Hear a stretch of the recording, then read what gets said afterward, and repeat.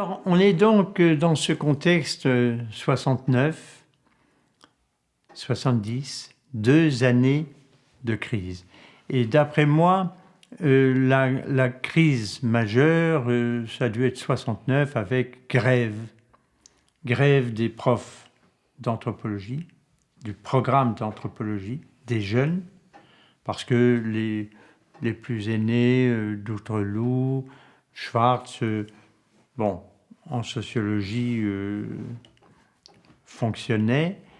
Néanmoins, et Marc Adélard faisait une anthropologie, j'allais dire, très compatible, mais les jeunes, Santerre, africanistes, Bocage, amérindianistes, enfin Amérique latine, et puis d'autres jeunes sociologues aussi qui appuyaient leurs jeunes collègues d'anthropologie,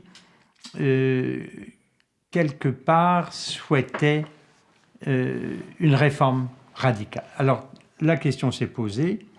Donc on avait à la fois au niveau professoral et au niveau étudiant et les gradués. Il y avait des étudiants gradués qui s'intéressaient à l'anthropologie. Faut-il créer un département, faire une scission du module anthropologie, en faire un département, ou fonctionner autrement?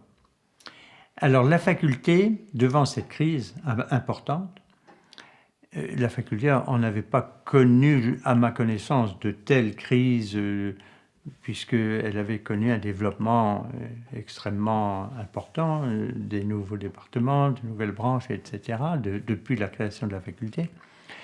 Et elle a décidé de constituer un comité de sages interdisciplinaires dans lequel il y avait, enfin on l'a appelé, dans mes souvenirs, le comité Legault, mais il y avait aussi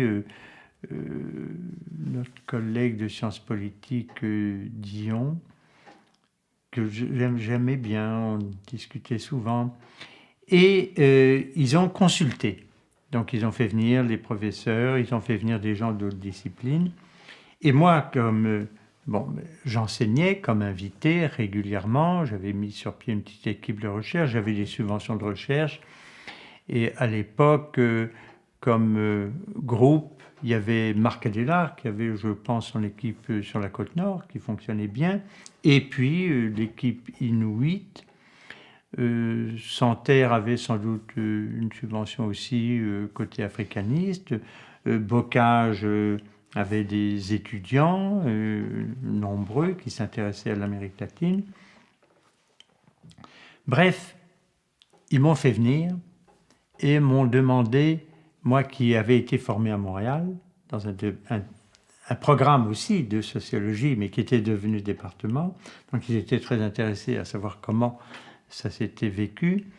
Ma présence au laboratoire d'anthropologie sociale déjà depuis quelques années, et puis ma multidisciplinarité, j'avais fait du droit, j'avais fait de la démographie, j'avais suivi et le musée de l'homme et l'école des hautes études, bref, une approche un peu interdisciplinaire.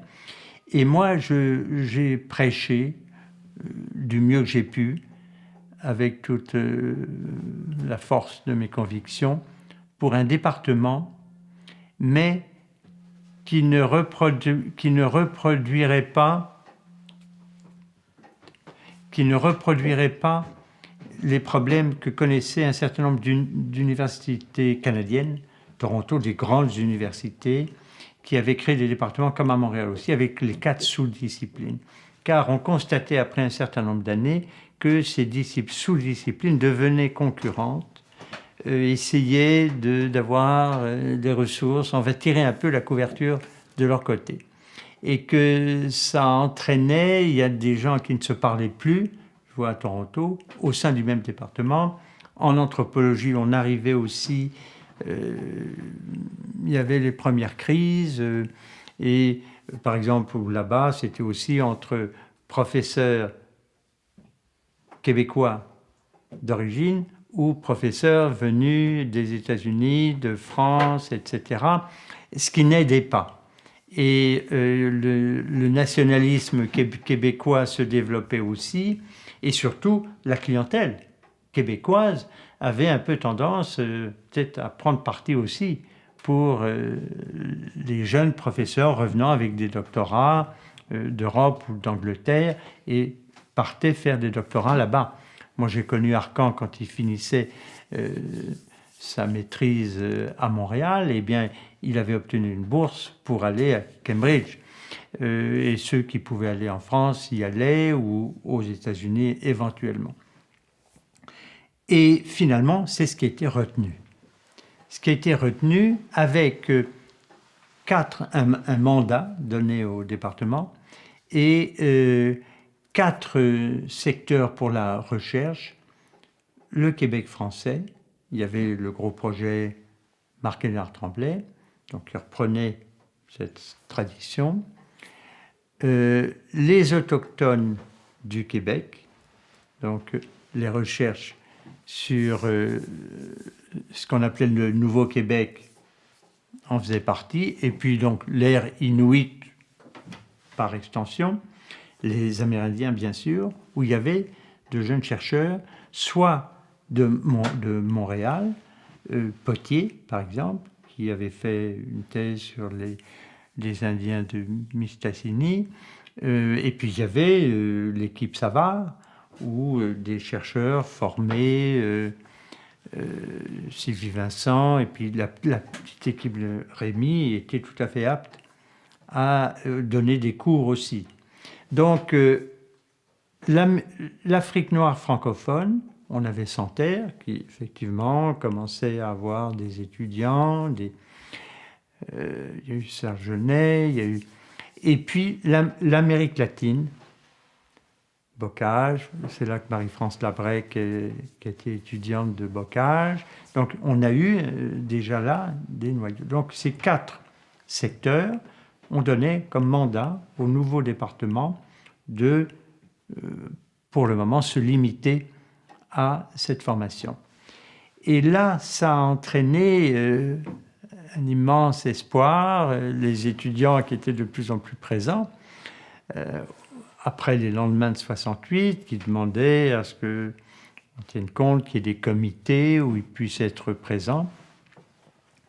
Et ça a commencé comme ça. Donc pendant 1 an, et Marc-Édouard Tremblay a été nommé, il était le senior, et un des premiers Québécois, surtout de Laval, à avoir un doctorat en anthropologie.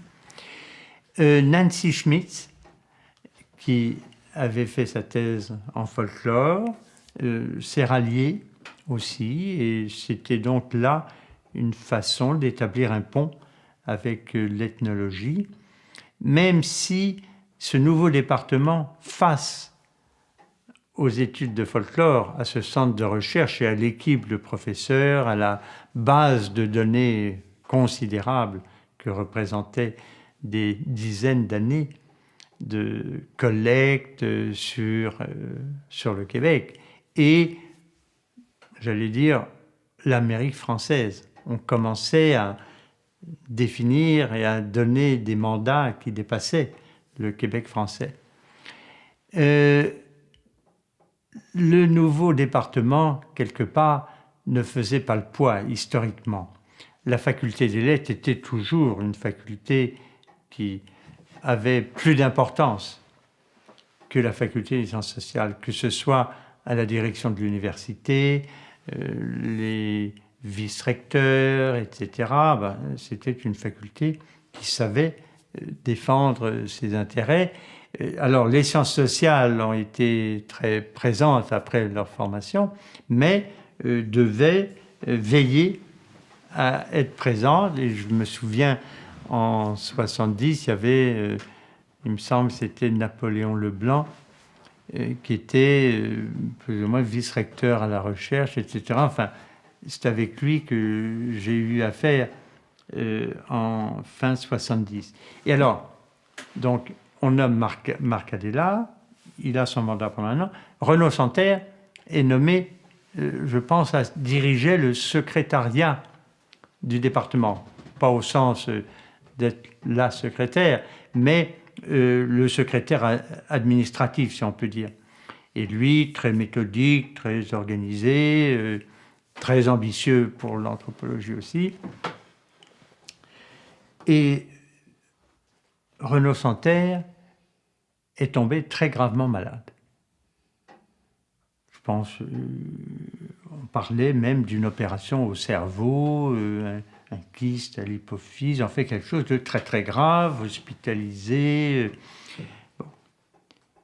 Et la contestation a recommencé, enfin, sans doute couvait encore chez les étudiants. À un moment donné, les étudiants n'étaient pas satisfaits, on ne répondait pas assez à leurs demandes et ont pris des motions et ont décidé de se mettre en grève contre leurs professeurs d'anthropologie. Les professeurs eux-mêmes, il y avait toujours encore des jeunes professeurs, etc. Et on trouvait que ce département était un peu lent à tenir les promesses qu'on avait faites autour de lui. Il y avait cette question ethnologie-anthropologie qui était loin d'être résolue, même si certains ponts existaient. Moi, j'avais des liens d'amitié, je pense avec Jean-Claude Dupont, avec mon collègue Simard, que j'aimais bien, qui travaillait sur le religieux, et moi, c'est un domaine qui m'a toujours aussi intéressé. Nancy Schmitz, bref. Mais comment trouver une solution à ces problèmes de terminologie? Alors, bref, on en était là. Moi, je donnais toujours mes cours 2 mois par an. Et là, j'étais sur le terrain, j'avais une mission d'1 an du CNRS dans le Nord. Donc, j'étais venu pour de la longue durée. Et puis voilà que j'ai reçu un télégramme, j'étais sur le terrain, me demandant instamment de venir à Québec. Et on voulait me proposer de prendre la direction du département d'anthropologie. Marc Adélard-Tremblay venait de se voir proposer la direction de l'école des gradués, de la faculté des études graduées, ce qui était une promotion formidable. Et puis, il avait une très longue expérience. Et du coup, il fallait, si on ne voulait pas que le département s'arrête, il fallait résoudre cette crise. C'était une crise assez profonde. Alors, moi, j'étais très heureux de mon statut au CNRS, j'avais cette grande mission d'1 an, bref, ça m'intéressait beaucoup de collaborer, j'avais cette petite équipe mise sur pied qui s'était accrue. Je suis revenu, et là, ça voulait dire venir à temps plein à Laval. Il n'était pas question pour moi de quitter le CNRS comme ça d'un coup. Donc, j'ai consulté Lévi-Strauss et on m'a dit il y a moyen de demander un congé sans solde pour un mandat de 3 ans. On m'offrait donc un mandat de 3 ans. Alors, j'étais chargé de recherche au CNRS, donc j'avais la permanence là-bas. Donc, je leur ai dit à Laval, alors j'ai dit je vais poser mes conditions. Quelque part, j'avais plus ou moins envie de venir comme directeur. Alors j'ai posé une liste de conditions. C'est pas tellement dans mes habitudes de négocier des contrats comme ça. Mais enfin là, j'ai essayé de les décourager de m'avoir comme unique candidat. Donc j'ai dit, moi, si je deviens directeur, qui va s'occuper de l'équipe de recherche? Je ne peux pas en même temps consacrer mon temps aux Inuits. Mes recherches sont encore... donc j'avais pas soutenu encore mon doctorat. J'étais en fin de rédaction de thèse, etc. Mais j'ai quand même demandé la permanence. J'avais la permanence au CNRS, donc j'ai dit, il faut au moins que j'ai un poste permanent. Ensuite, j'ai dit, il faut quelqu'un pour me remplacer, côté Inuit. Donc j'ai demandé la création d'un poste consacré aux Inuits. Et puis en même temps, d'un poste consacré aux Amérindiens. On n'en avait pas. J'ai demandé, le féminisme académique se développait, j'ai demandé si j'étais directeur qu'il y ait une directrice adjointe, une femme. et qu'on tienne compte de ses aspirations. On avait une clientèle où il y avait un pourcentage relativement élevé d'étudiants. Voilà, enfin. Et puis j'ai demandé aussi qu'un étudiant gradué, si possible, mais enfin qu'un étudiant soit associé à la direction pour faciliter les contacts entre les associations étudiantes et à tous les niveaux et la direction du département. Alors je m'attendais à ce qu'on me réponde non, ça ne marche pas, etc. Alors je suis remonté au nord. Là, je devais aller à Igloolik, passer un mois pour vérifier l'enquête que je poursuivais depuis des mois. Donc j'avais engagé Jimmy Ilnarolik-Mark, un Inuk à temps plein, comme assistant de recherche. Et donc avec lui, j'avais fait le tour du Québec arctique. On avait développé surtout une nouvelle problématique qui était centrée sur la reproduction sociale chez les Inuits.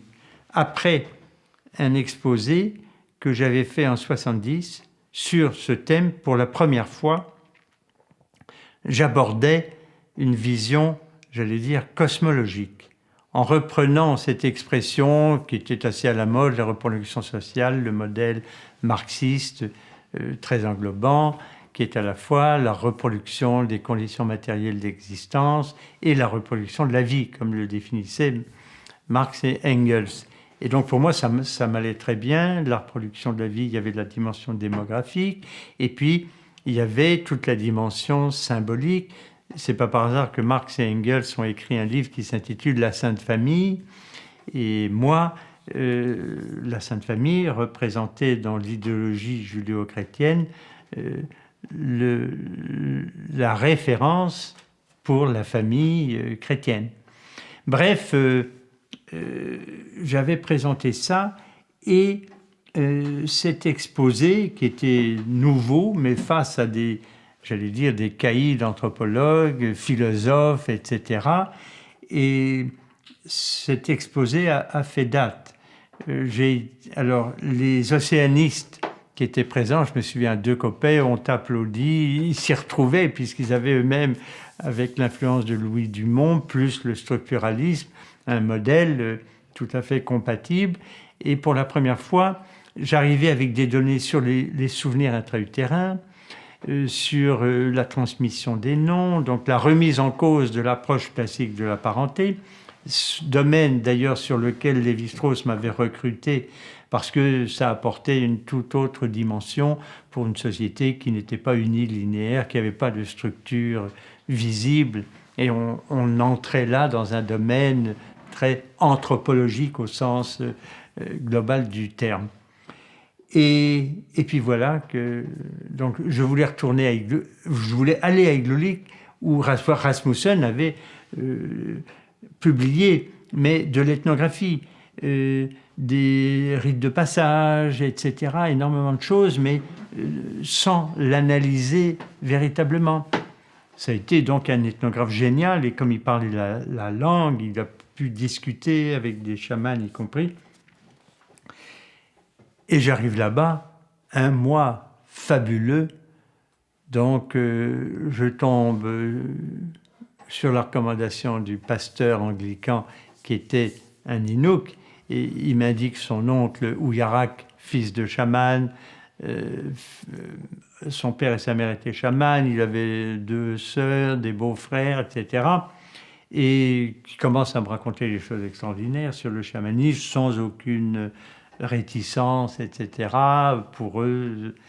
Et puis Iradi York, qui venait de l'autre bout du village, donc je pensais qu'ils étaient les homonymes de ceux que Rasmussen a décrit qui vivaient chez Ava, un fils d'Ava, le grand chaman, et puis sa petite amie Iradi York, et puis c'était eux. Ils avaient été séparés après la mort d'Ava, et puis avaient fait leur vie, et elle, quand j'aborde la question des souvenirs intra-utérins, elle me dit « mais ça t'intéresse ?» Et puis elle commence à me raconter sa vie comme fœtus, et puis même avant, avant qu'elle soit conçue dans l'utérus de sa mère. Elle était le grand-père et l'âme du grand-père dans la tombe. Enfin, un récit fabuleux. Pour moi, ça a été un peu comme, d'une part, la confirmation d'hypothèses que j'avais émises à Paris, et puis qu'on touchait les mythes, il fallait une approche globale et cosmologique pour tout ça. Alors, un mois là-bas, je reviens complètement bouleversé, ayant enregistré tout ça. J'avais emmené Jimmy Narolic, et puis là-bas, j'avais trouvé Bernadette Imaroitorp pour ajuster le dialecte local. Et puis, la famille de Copac, d'Arnaïnouk, famille d'Iradiok, bref, je reviens ébloui. Et puis, on me dit, l'Université Laval a accepté toutes vos conditions. Et me voilà donc, donc je demande aussitôt le détachement au CNRS, je l'obtiens. Et puis, voilà, j'arrive, moi, néo-québécois. J'avais quand même la citoyenneté canadienne depuis, je crois que je l'ai obtenue peut-être en 68, quand j'ai eu à passer une année ici, ou même quand à Laval, on m'a demandé de faire des demandes de subventions, ça a aidé, comme j'avais quand même derrière moi des années de séjour. Donc, voilà. Et là, Nancy Schmitz a accepté d'être directrice adjointe, Michel Audet a accepté d'être recruté comme intermédiaire étudiant direction. Alors, le problème était que Renaud Santerre était à l'hôpital. Il avait doublé de volume, enfin, on ne le reconnaissait pas, et il m'a supplié de le prendre comme directeur adjoint. Je lui dis, mais je n'y pense pas, Renaud. L'Université Laval a besoin de toi pour de plus hautes fonctions. Enfin, je disais, c'était l'époque où De Gaulle avait dit à Pompidou qu'il le réservait pour la République. Bref, j'ai cru bien faire parce que je le voyais presque, il pleurait presque me suppliant. Et pour moi, je ne voyais pas dans l'immédiateté ce que j'aurais pu faire pour le moment avec lui. On était très pessimiste sur son état. Bref, il a eu une chance incroyable de pouvoir se remettre sur pied, je pense, au bout d'une année. Mais moi, j'étais confronté. Alors, j'avais demandé aussi que ma candidature fasse l'objet d'un vote unanime chez les professeurs et unanime chez les étudiants. C'était une autre barrière. Et évidemment que la direction de l'université et de la faculté, tout le monde entérine. Je ne voulais pas, je savais à quel point c'était complexe et compliqué, et je voulais qu'il y ait vraiment une adhésion. Et il y a eu une demande des étudiants unanime, une demande des profs unanime, la faculté. Donc, j'ai eu rapidement à gérer cette première question, ethnologie, anthropologie.